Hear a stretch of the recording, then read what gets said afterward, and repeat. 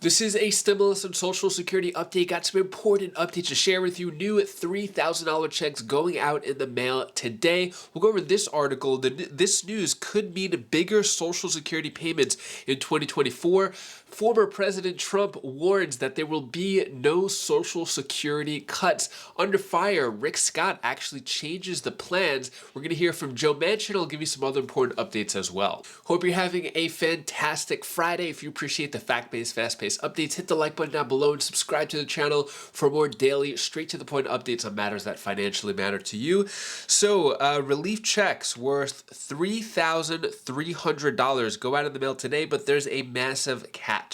So these relief checks are worth over $3,000, actually $3,284, and it's coming from the permanent fund dividend in Alaska. So if you live in Alaska, you actually get this $3,284 check if you qualify and live in Alaska. So yeah, that's just for people in Alaska, but those checks are going out now. This news could mean bigger Social Security payments in 2024. So January's inflation numbers perked up from recent months. That could eventually lead to a larger cost of living adjustment for Social Security in 2024. There's still a long way to go before the final numbers are available. So I'm going to save you some time with this article.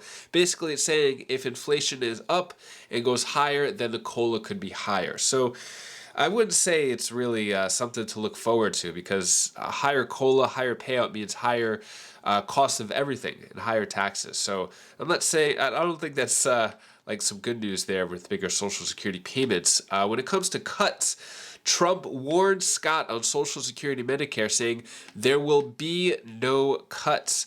So former President Trump said that the fight for Social Security Medicare, talked about that, and how Trump endorsed Scott's challenge against Senate Republican leader Mitch McConnell, but lashed out against his ally in the first meeting, but basically talking about, no Social Security cuts. What was said here is bad news for Senator Rick Scott of Florida. Club for No Growth just announced they are going back to him, and without my backing them. An endorsement from this is a kiss of death. And he says, be careful, Rick, and most importantly, fight for Social Security and Medicare. There will be no cuts.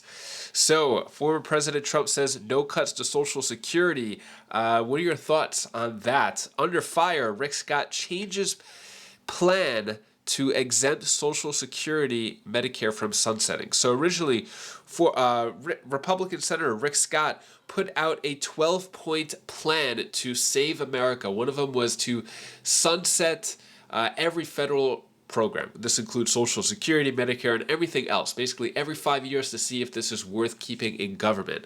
Now, with this plan, he has excluded Social Security and Medicare. And the U.S. Navy.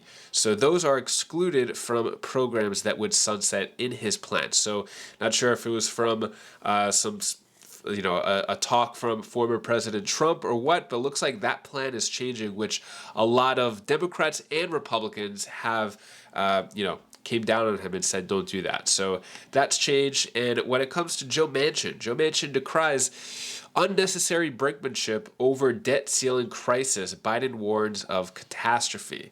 So Joe Manchin, sort of playing both sides here. I would say he leans a little more right than left. But when it comes to the this crisis that's going on, the debt ceiling, Joe Manchin has a very specific way of handling it. Take a look at what he says here. Joe Manchin. Senator, welcome back. Good to be with you, Brett. You have an op-ed out in the Washington Post today. Stop the political blame game, start cutting the debt. You say, here are the facts. Our national debt was $14.1 trillion, February 2011. In the decade since, we've added nearly another $20 trillion to that total with bipartisan enthusiasm. That's over $94,000 for every American. It sounds to me like you're saying Democrats should negotiate on this debt ceiling. Well, we should be talking about it. I mean, it's a time to recognize when you have a debt ceiling and you have to raise it. We've accumulated a lot of debt, and we have to pay our bills. First of all, we know we're going to pass the debt ceiling. We're not going to default. So let's get that out of the way. But in doing that, let's agree to take seriously the obligations we have. We're writing checks to kids our children can't cash. Brett, and we go down $94,000 per individual in America. It's unbelievable. And with that, there's no end in sight. There's things that we could talk about, that we could agree on. And I knew that if Kevin McCarthy and Joe Biden got in a room together, like-minded, wanting to do something, that they'd have a good conversation. Let's see where that goes. First of all, President Biden in 2011, he was the person that led the charge, you know, on the debt restructuring. And for 2 years then we had basically a reduction in our debt. Then it took back off again. So the right persons are there if they want to talk and make it happen. I don't think we should have theatrics as far as are we going to raise it or not. Yes, we will. But should it have also some commitments and obligations? Are we going to take this seriously? Are we going to start basically? There's been one theory set out. We had the military come to us and says, you know what, if you just did your job on time, you got your budget done September the 30th, there'd be anywhere from 5 to 10% savings just in the military. And the reason for that, it's basically, you know, you're saying you have a contract for someone to come service your electrical equipment or your furnaces. The contract runs out. Then you call them after the contract ran out and he says, can you come fix my furnace? I'll guarantee that one visit might be as much as the entire contract you had.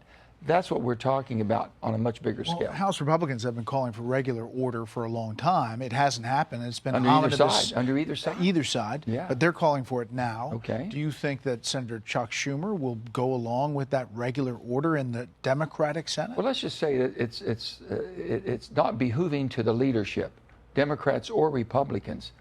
For the 4 members, you have a Republican minority leader, or basically the ranking member of Mitch McConnell. You have the majority leader, Chuck Schumer. You have the speaker, Kevin McCarthy, and then you have the Hakeem Jeffries as far as the minority leader. Those 4 have a tremendous amount of power when it comes, and basically when there is no budget, it comes down to an omnibus bill at the end. And you see this 1.7 trillion or whatever. If we just committed to basically putting a freeze, no more than 1% increase over the next 10 years, it's been said that could save $1 trillion. You know, not touching Social Security and Medicare, both sides are talking about that. You're likely going to hear that tonight from President Biden. But in reality, those are the biggest movers of debt. Not really when you look at it. Medicare. First of all, we have $4.8 to $4.9 trillion, okay, of mandatory spending. They call it mandatory spending, non-discretionary. We don't have any discretion over it. How much have we moved into that protected arena in the last 5 years? Social Security and Medicare has been around for a long time. We're going to protect that. In my state alone, scaring people that basically that's their lifeline. Through most of America, and rural America especially, that's the lifeline those people have. We're not going to change that. What we're going to basically is look at how we're able to protect it. Because let me tell you what they're not telling you. If we hit the hard stop and there's basically we're short and we don't have the cash efficiency, there'll be automatic cuts we can't control.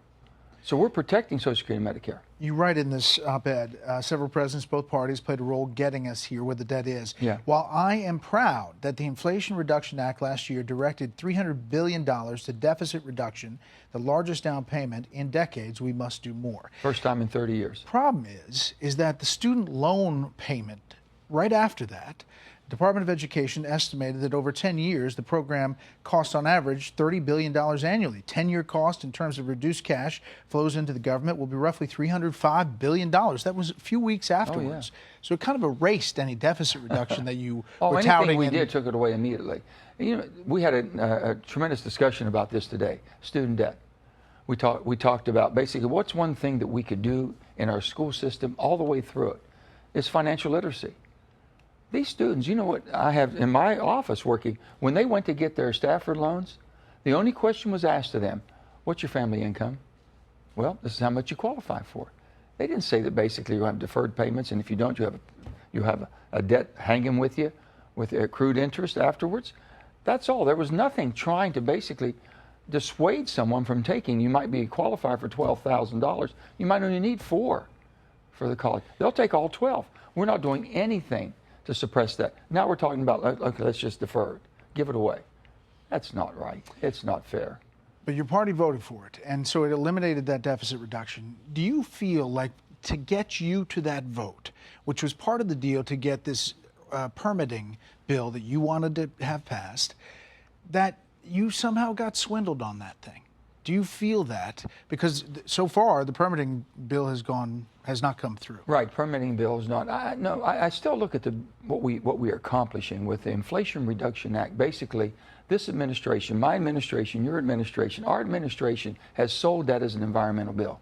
They never told people that that bill was designed to be basically energy security. We need a robust fossil fuel industry for the next 10 years, and we do it better and cleaner than anywhere in the world. We're going to replace a lot of the dirtier fuels that's being produced around the world. If you want to help the environment, that does it. But denying and thinking it's only going to be for renewables and nothing for fossil, we can't be the superpower of the world and maintain this status if we can't be independent ourselves and not even help our allies around the world. What are your thoughts on what Joe Manchin said? Do you agree, disagree? Let me know down in the comments below. And that is all the news that I have for you today to hopefully cheer you up a bit. Here's my daughter Bella's tip of the day. Hi guys, this is Bella. This is a tip of the day. I want to tell you one of my favorite secrets. Adults don't know everything. You know, so I don't too. I know I'm really smart, but I don't really know as much things. You don't know as much things, but we're all gonna learn. I promise. If you keep on working every day, I can. And we all can. And we can all be really smart. And we can all be really smart. Thank you so much for watching. Appreciate all of your support. Today we are going to the state park. It was supposed to be raining all day, but it looks like it is nice. So we're going to the state park where they have the beach there too. It's the Myrtle Beach State Park. So excited about that. Hopefully you have a great rest of your day. If you want to check out any of my other videos, click right up here. And I'll see you in the next video. Take care, be safe. Thank you for watching.